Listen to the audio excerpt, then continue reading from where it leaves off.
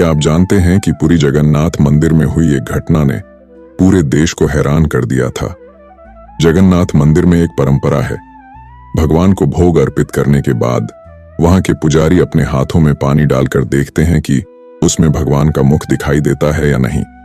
अगर पानी में भगवान जगन्नाथ का चेहरा दिख जाए तो इसका अर्थ होता है कि भगवान ने उस भोग को स्वीकार कर लिया है।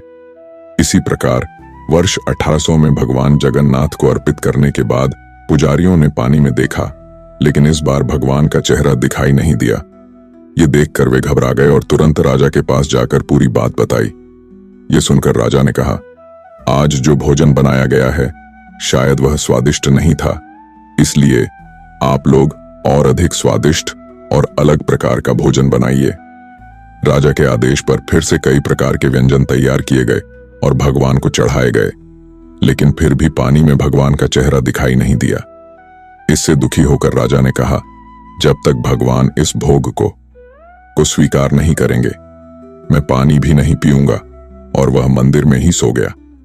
उस रात भगवान जगन्नाथ राजा के सपने में प्रकट हुए और बोले, राजन, पास के गांव में एक बूढ़ी महिला ने मुझे प्रेम से भोजन के लिए बुलाया, इसलिए मैं वहां खाने चला गया। इस कारण मैं आपका भोग स्वीकार नहीं कर पाया। अब मुझे भूख लगी है, मुझे भोजन दीजिए। ये कहकर भगवान अदृश्य हो गए। नींद से उठकर राजा ने फिर से भगवान को भोग अर्पित किया।